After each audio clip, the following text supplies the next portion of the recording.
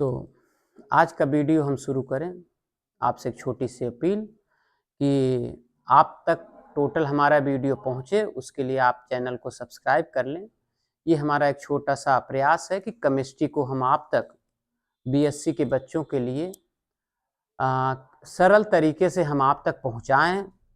सभी टॉपिक को आप तक पहुंचाने का हमने सोचा है, और अगर आप वीडियो लगातार हमारा सिस्टमेटिक तरीके से आप नोट करते रहेंगे तो आपका 50 में से 40 प्लस मार्क्स आ जाएंगे। तो इसके लिए आप जो है वीडियो की मदद से, जो दूर दराज के बच्चे हैं वो देखेंगे तो उनको निसंदेह फ़ायदा मिलेगा। और आज के टॉपिक पर हम लौटते हैं। आज का जो हमारा टॉपिक है, हम लोगों ने इसके पहले वीडियोज में रिएक्शंस पढ़े हैं। कुछ जितने भी रिएक्शंस पढ़े हैं वो रिएक्शंस तो ओपन चेन स्ट्रक्चर में मिलते हैं। और अगर हम ग्लूकोज की बात करें, जो ग्लूकोज का स्ट्रक्चर है ये है CHO COH H CH OH COH H COH H CH2OH। ये है हमारा ग्लूकोज का स्ट्रक्चर। और यहाँ ग्लूकोज में यहाँ फ्री आपका एल्डिहाइड ग्रुप प्रेजेंट है और 5 हाइड्रॉक्सिल ग्रुप प्रेजेंट है। अब यहाँ पर जो हम लोगों ने इसके पहले रिएक्शन कराया था, इसके पहले एक वीडियो बनाया था, उन सब रिएक्शन से ऑलरेडी हम लोग बात किए हैं। तो ये जो CHO ग्रुप है, इसकी वजह से ऑक्सीडेशन देता था, ग्लूकोनिक एसिड बनता था। पेंटा एसीटेट बना है, पेंटा एसीटेट बनाया कि 5 हाइड्रॉक्सिल ग्रुप प्रेजेंट हैं, तभी पेंटा एसीटेट बनाया। या पेंटा मेथिल ईथर बनाया। ग्लूकोनिक एसिड बनाएगा तो इससे मालूम चलेगा कि ये बनेगा। रिडक्शन कराएंगे तो सार्बिटाल बनेगा, और सार्बिटाल बनने का मतलब इसका रिडक्शन होगा। तो ये तमाम रिएक्शंस हम लोगों ने इसके पहले के वीडियो में पढ़े हैं, जो कि यह शो करते हैं कि ये ओपन चेन स्ट्रक्चर हैं। But there are some reactions which are not given by glucose. तो वहीं पर हम बात करेंगे कि लिमिटेशन ऑफ, तो आज का हमारा टॉपिक हो गया कि limitations of open chain structure. Open chain structure तो मतलब अभी हमने कहा कि ब्रोमीन वाटर के साथ में नाइट्रिक एसिड के साथ में आप ऑक्सीडेशन कराएंगे, और ऑक्सीडेशन जब कराएंगे तो जो CHO ग्रुप है वो COOH में कन्वर्ट हो जाएगा। इसका मतलब उसमें तब बात की गई थी कि भाई एल्डिहाइड ग्रुप प्रेजेंट है। लेकिन अगर इसमें एल्डिहाइड ग्रुप प्रेजेंट है तो aldehyde groups gives addition reaction with sodium bisulphite and gives reaction with Schiff's reagent. तो जो एल्डिहाइड ग्रुप होता है वह सोडियम बाइसल्फाइड या चिप्स रीजेंट के साथ में रिएक्शन देता है। But it have been found that glucose do not gives reaction with Schiff's reagent and sodium bisulphite. तो हम इसमें लिखेंगे कि most of the reactions given by open chain structure of glucose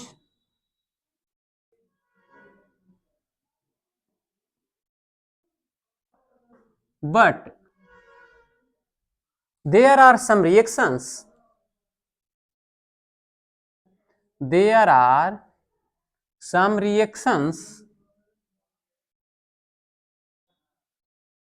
which are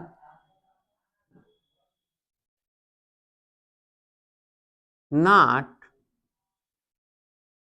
proceed कुछ reaction ऐसे हैं, बहुत सारे रिएक्शन हम लोगों ने पढ़ा जो ग्लूकोज देता है, ओपन चेन स्ट्रक्चर, लेकिन कुछ रिएक्शन है जो ग्लूकोज नहीं देता है। उसमें हम पहला बात किए हैं, तो ये हमारा ग्लूकोज था ओपन चेन स्ट्रक्चर का। तो पहला हम यही कर रहे हैं कि पहला हो गया कि the presence of aldehyde group, the presence of aldehyde group gives reaction with sodium bisulfite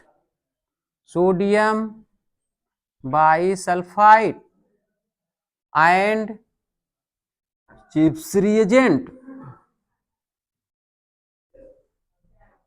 but glucose do not gives, but glucose open chain structure of glucose, open chain structure of glucose not gives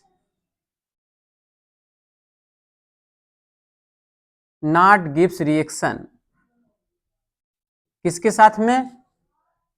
with sodium bisulfite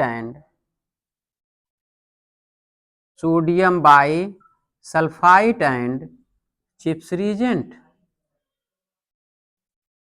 तो पहला point तो यही हो गया कि ये sodium bisulphide के साथ में और चिप्स रिएजेंट के साथ में एल्डिहाइड ग्रुप यदि प्रेजेंट है तो एल्डिहाइड ग्रुप ये रिएक्शन इस दोनों के साथ देते हैं, लेकिन ग्लूकोज का जो स्ट्रक्चर है वह यह रिएक्शन नहीं देता है। ये तो हो गई पहली बात।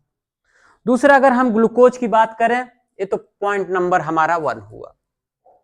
अब हम पॉइंट नंबर 2 की बात अगर करें तो पॉइंट नंबर 2 में जो ग्लूकोज है उसके 2 फॉर्म पाए जाते हैं। Glucose shows 2 forms, alpha and beta. Glucose जो है, ग्लूकोज के 2 फॉर्म होते हैं, एक अल्फा होता है और दूसरा बीटा होता है। आगे चल के हम आपको बताएंगे अल्फा और बीटा। अल्फा का मतलब यह हुआ, ये देखिएगा ये ग्लूकोज है, CHO स्ट्रक्चर बना COH CH2OH,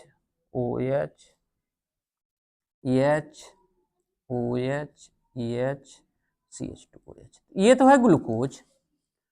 ये अल्फा और बीटा फॉर्म जो होते हैं वो कौन कौन से होते हैं? OH COH CH OH COH COH, अच्छा कार्बन,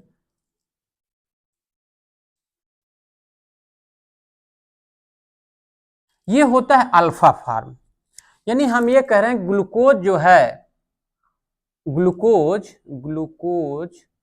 इसके 2 फॉर्म होते हैं, एक अल्फा फॉर्म होता है और एक बीटा फॉर्म होता है। तो यानी हम ये कह रहे हैं ग्लूकोज है 2 फॉर्म्स। तो अल्फा फॉर्म और बीटा फॉर्म, इसका जो मेल्टिंग पॉइंट होता है, अल्फा फॉर्म का जो मेल्टिंग पॉइंट होता है ये होता है 146 डिग्री सेल्सियस। इसका जो होता है 150 डिग्री सेल्सियस मेल्टिंग पॉइंट। इसका जो स्पेसिफिक रोटेशन होगा, स्पेसिफिक रोटेशन का मान, स्पेसिफिक रोटेशन का मान इसका 112, इसका स्पेसिफिक रोटेशन का मान 19 होता है। तो ये तो ओपन चेन स्ट्रक्चर में पॉसिबल ही नहीं है। तो हम ये कह सकते हैं कि glucose exist in two forms या 2 stereo isomers, these are alpha and beta. Alpha है मेल्टिंग पॉइंट 146, बीटा है melting point 150 and have specific rotation 112 and 19 respectively. ये तो हम सेंटेंस लिख लेंगे, कहेंगे तो हम लिख देंगे। अच्छा, ये होगा हमारा, आगे चलकर हम बताने वाले हैं कि ये होगा अल्फा, और अगर यही इधर के साइड में हो गया ये हो जाएगा beta.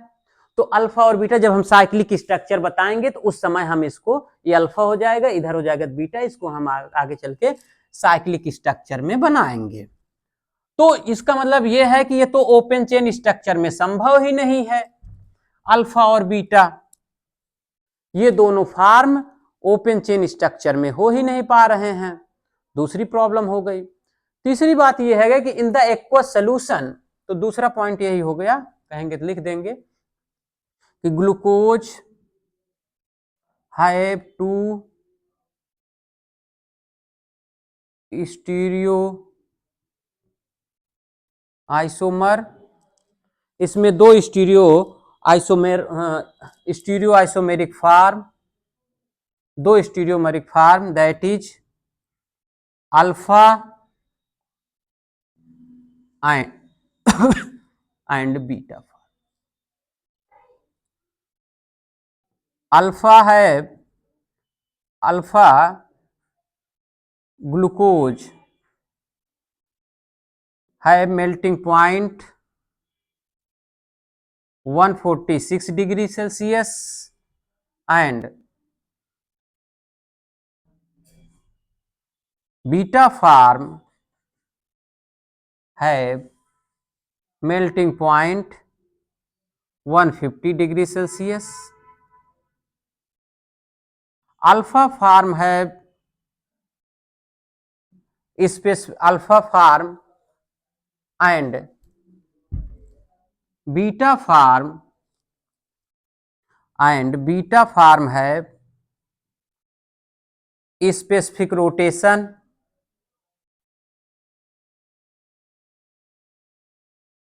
112 and 19 degree respectively.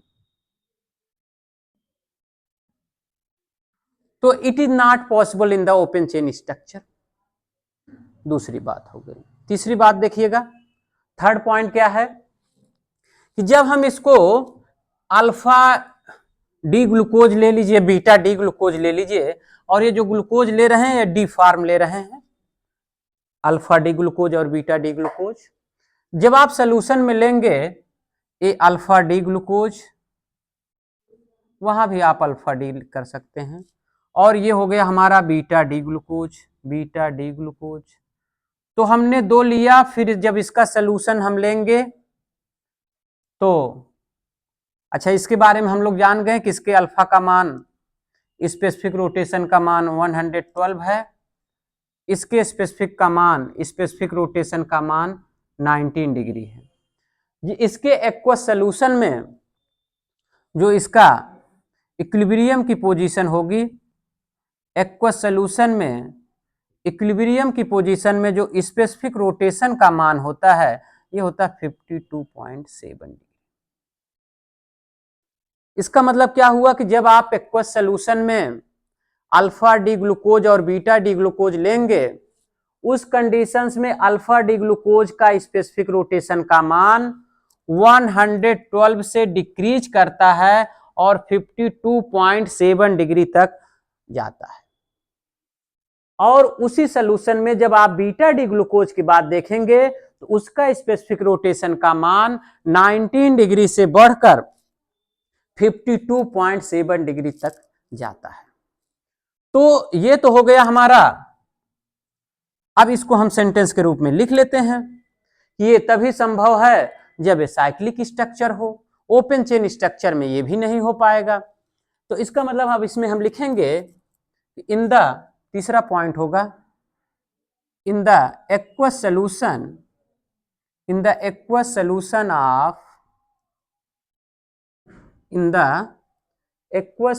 Of D glucose, aqueous solution of alpha D glucose and beta D glucose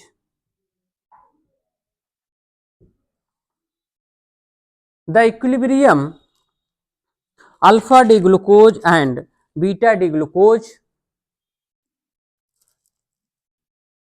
the specific rotation of alpha D glucose, specific rotation of alpha D glucose decreases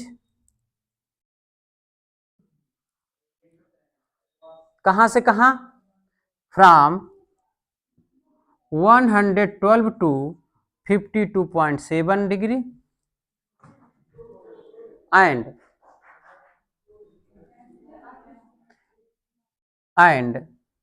specific rotation of beta D glucose, specific rotation of beta D glucose increases from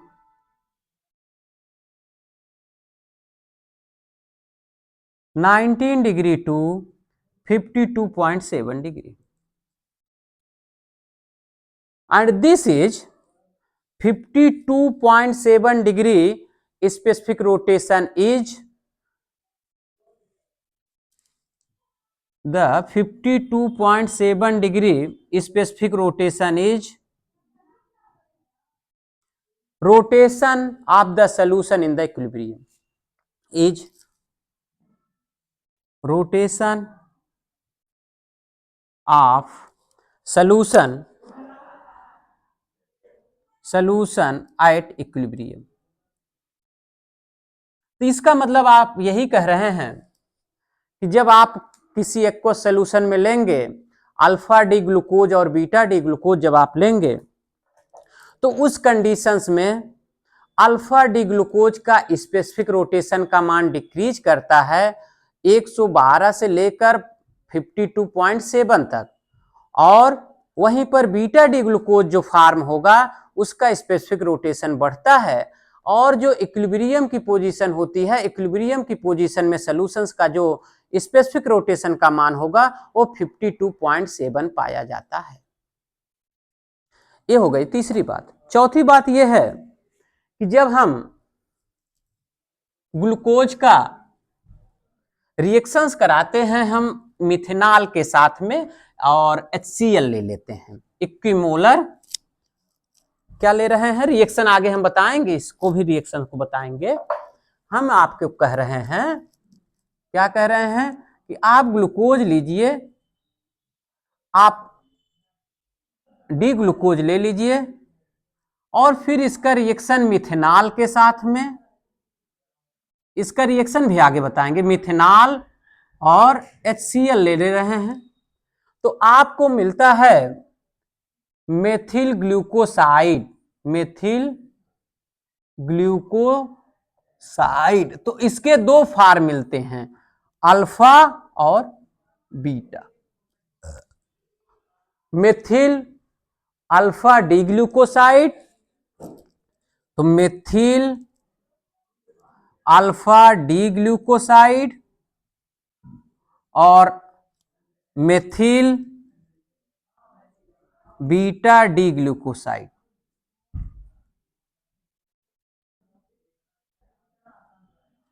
तो ये भी मिलता है, तो ये तभी मिल सकता है जब ये साइक्लिक स्ट्रक्चर हो।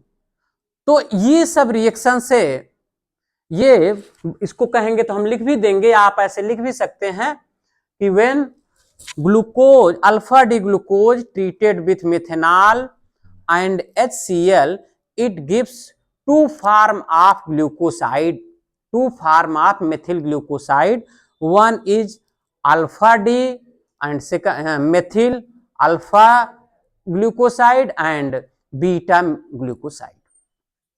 तो इस रिएक्शन से, इन रिएक्शन से ये बात कंफर्म हो रही है कि ओपन चेन स्ट्रक्चर में ये संभव नहीं है। तो यहीं पर कॉन्सेप्ट अब जो हम बात करेंगे, हम इस नतीजे पर पहुंच रहे हैं इसके बाद से कि यहाँ पर रिंग स्ट्रक्चर की बात होगी। ये तभी संभव है जब ये रिंग स्ट्रक्चर बनाएगा। तो ये तो हो गई लिमिटेशंस की बात, यानी ओपन चेन स्ट्रक्चर का जो लिमिटेशंस था वो कुछ ही रिएक्शन तक था। इन रिएक्शनों में उसका वो रिएक्शन से ओपन चेन स्ट्रक्चर रिएक्शन नहीं दे पाए हैं। अब यहीं से हमारी शुरुआत होगी। तो अभी तक जितना रिएक्शन हम लोगों ने पढ़ा था सब ओपन चेन स्ट्रक्चर का पढ़ा था, लेकिन यहाँ आते आते तक ये सब रिएक्शन ओपन चेन स्ट्रक्चर नहीं दे रहे हैं। और अब यहीं से हम बात करना शुरू करेंगे ring structure of the glucose. तो जब रिंग स्ट्रक्चर ऑफ ग्लूकोज की बात करेंगे तो अब देखिएगा रिंग स्ट्रक्चर ऑफ ग्लूकोज क्या होगा। तो ये तो limitations of open chain structure हो गया। और फिर हम अब बात शुरू कर रहे हैं ring structure of glucose. Ring structure ये थोड़ा सा ये वीडियो अपना बड़ा होगा। रिंग स्ट्रक्चर ऑफ ग्लूकोज, अगर आप लोगों को कहीं भी नहीं समझ में आता है, किसी तरह की समस्या होती है, तो आप कमेंट बॉक्स में लिख देंगे, तो हम उसका आपका ध्यान रखेंगे। जो भी टॉपिक आपको ना समझ में आता है, आपका बेस अगर केमिस्ट्री में कमजोर है तो उसके लिए भी आप हमें बताएंगे, तो हम आपके अकॉर्डिंग सरल से सरल तरीके में सरल से सरल मैटर को भी हम आपको पहुंचाने का प्रयास करेंगे। तो यहाँ पर हम बात करेंगे कि रिंग स्ट्रक्चर की बात करेंगे तो पहले आप ओपन स्ट्रक्चर देख लें। जो ग्लूकोज का ओपन स्ट्रक्चर था वो यही था। हमने कई बार हम लोग बना चुके हैं, याद भी होगा। तो ये हमारा ग्लूकोज का ये ओपन चेन स्ट्रक्चर है। ये ओपन चेन स्ट्रक्चर है ग्लूकोज का। तो open chain structure of glucose, तो ये तो दिया नहीं जो अभी हम लोगों ने 3-4 रिएक्शन की बात किए हैं। ये क्या करता है कि ये जो एल्डिहाइडिक ग्रुप है ये, और ये जो 5वें कार्बन से लगा हुआ हाइड्रोक्सिल ग्रुप है, इंट्रामॉलिक्यूलर इंटरेक्शन करता है और हेमी एसिटल स्ट्रक्चर बनाएगा। हम क्या कह रहे हैं कि ओपन चेन स्ट्रक्चर का ये एल्डिहाइडिक ग्रुप और 5वें कार्बन का OH ग्रुप, एक ही मॉलिक्यूल का intramolecular interaction of aldehydic group and hydroxyl group give a hemiacetal structure. तो क्या होगा, तो जब ये यहां से जुड़ जाएगा यहां पर, इसको आप अलग अलग बना दें, ये बन गया, तो यहां से ये यहां अटैक करेगा, तो ये OH इधर भी जा सकता है, ये H+ यहां चला जाएगा, तो हमें 2 स्ट्रक्चर मिलेगा। हो सकता है कि OH राइट साइड में जाए तो H लेफ्ट में चला जाए, और ये नीचे ऑक्सीजन से 5वें कार्बन से जुड़ जाएगा। तो यहां हो जाएगा OH H CH OH C OH C, ये इससे जुड़ गया H CH2OH। तो ये यहां से जब यहां से ये जुड़ा, यहां पर यहां माइनस हुआ तो ये H+ वाला यहां चला गया, वो माइनस था तो OH हो गया। तो ये OH जो है जो बन रहा है, इधर भी हो सकता है इधर भी हो सकता है। तो यहां पर हमने राइट साइड में किया है। दूसरा कहां कर सकते हैं, लेफ्ट साइड में। OH को हमने लेफ्ट में कर दिया, H को राइट में कर दिया। OH H OH OH H OH CH2OH। यहां पर जो OH है वो लेफ्ट साइड में है, यहां पर जो OH है राइट साइड में है।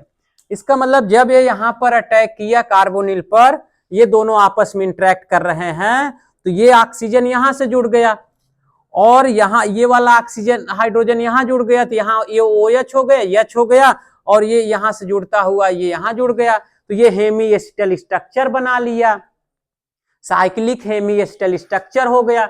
ये हमारा पहला कार्बन था, ये पहला कार्बन है, तो ये भी पहला कार्बन है। तो ये जो पहला हमारा कार्बन है, जो यहाँ पर एक कायरल था, ये कायरल हो गया। इस कार्बन को हम एनोमेरिक कार्बन कहते हैं। ये जो कार्बन हुआ इसे हम एनोमेरिक कार्बन कहते हैं। ठीक है, तो ये चलेगा थोड़ा सा भी वीडियो जो है इसको कंप्लीट हम आपको इसमें बता देते हैं। तो ये एनोमेरिक कार्बन हो गया। देखिएगा, एक में OH राइट साइड में और एक में लेफ्ट साइड में। जिसमें OH राइट साइड में होता है उसको हम अल्फा, अच्छा यहां पर इससे लग रहा है डी है, तो ये हो गया अल्फा डी ग्लूकोज। ये हो गया हमारा अल्फा डी ग्लूकोज। और यहां पर OH लेफ्ट साइड में है, तो ये हो गया बीटा डी ग्लूकोज। तो ये दो होमो एसिटल बने। अच्छा, यहां पर ये दोनों एक दूसरे के मिरर इमेज नहीं है, आइसोमर है, तो ये दोनों, इसे हम डाइस्टीरियोमर कहेंगे। ये दोनों क्या हो गए? डाइस्टीरियोमर है। ये diastereomer which differ at carbon 1 और alpha D glucose and beta D glucose are called anomers. क्या कहेंगे? अल्फा डी ग्लूकोज और बीटा डी ग्लूकोज को हम एनोमर्स कहते हैं। और ये जो हमारा कार्बन हुआ, ये पहला कार्बन, इसे हम एनोमेरिक कार्बन कहते हैं। तो अब हम इस बात को लिख सकते हैं। तो ये हमें दो मिला, एक अल्फा डी ग्लूकोज मिला और दूसरा बीटा डी ग्लूकोज मिला। तो अब हमें लिख सकते हैं कि इसे मिटाना पड़ेगा। अब क्या लिखेंगे? इसी बात को लिख लेते हैं कि जो ऊपर के रिएक्शंस थे उससे बात कंफर्म हो गई कि the reactions which we discuss in the limitations of open chain structure, it is confirm that glucose is a close ring structure from the reactions in limitations confirm that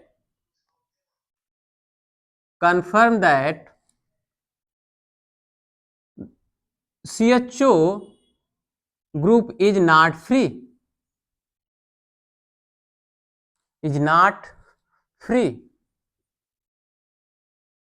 तो इससे ये बात हुई कि CHO ग्रुप प्रेजेंट नहीं है। That means it means glucose is ring structure. Glucose is ring structure.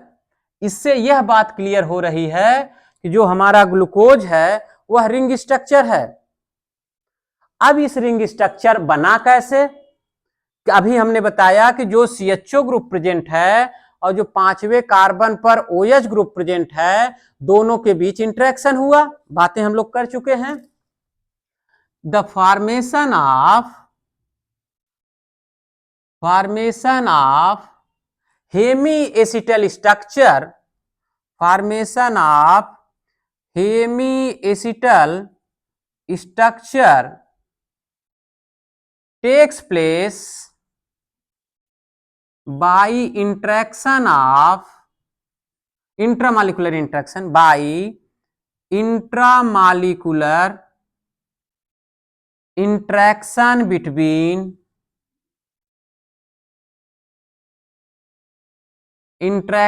between aldehydic group and aldehydic group and hydroxyl group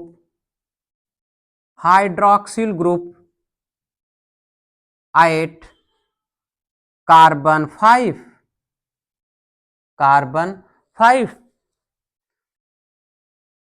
due to this interaction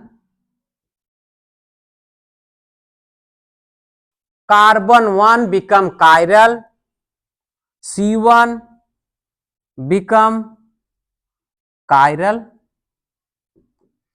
and if hydroxyl group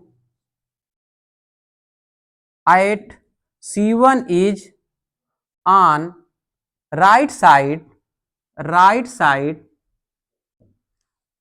then this form is called alpha D glucose. This form is called alpha D glucose. And when hydroxyl group present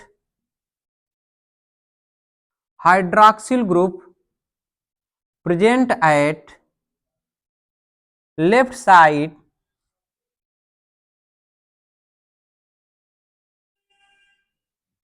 then this form is called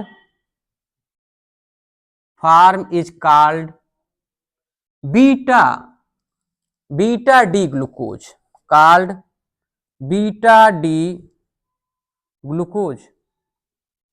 अभी हमने बताया था कि भाई right side में होगा तो alpha D glucose और लेफ्ट साइड में होगा तो बीटा डी ग्लूकोज, और ये दोनों एक दूसरे के मिरर इमेज नहीं होते हैं, इसलिए ये क्या होंगे, these two form of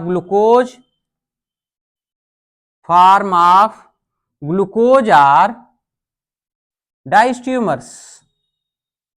These are diastereomers. अच्छा, ये दोनों फार्म जो है इसे हम एनोमर्स कहते हैं। These two forms are called, these two alpha D glucose और beta D glucose, these two forms are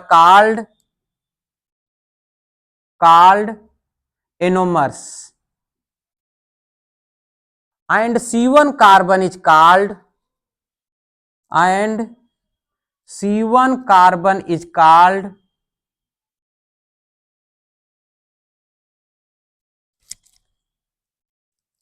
anomeric carbon.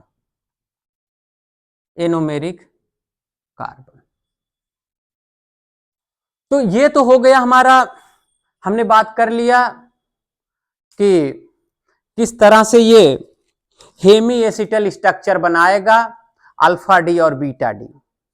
अब इसके बाद यदि हमारे पास में दो फार्म हैं, एक अल्फा डी है और दूसरा बीटा डी है, अगर इन दोनों का हम मिथेनॉल के साथ में रिएक्शन करा दें, HCl इक्विमोलर ले लें, तो हमें ग्लूकोसाइड मिल जाएगा।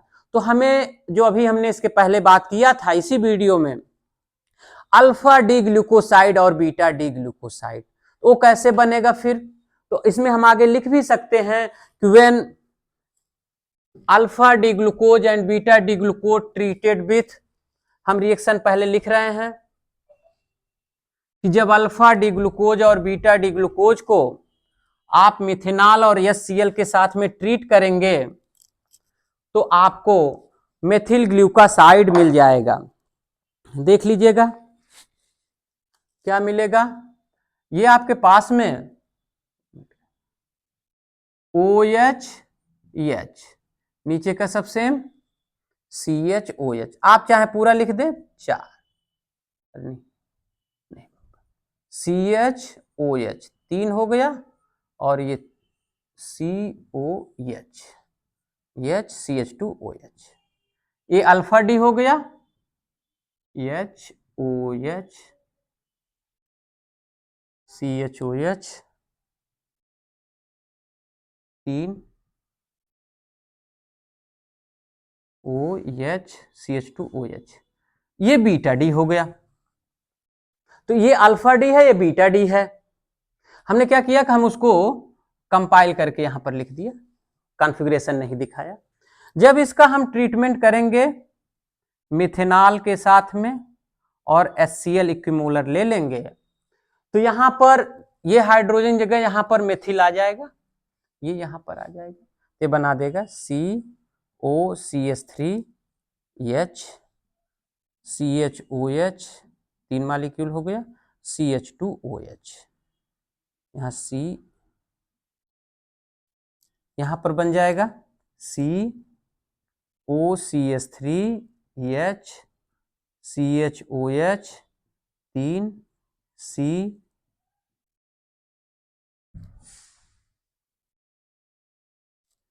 CH2OH। तो इसका नाम हो गया हमारा मेथिल अल्फा डी ग्लूकोसाइड। क्या नाम हुआ? Methyl alpha D glucoside. इसका क्या नाम होगा?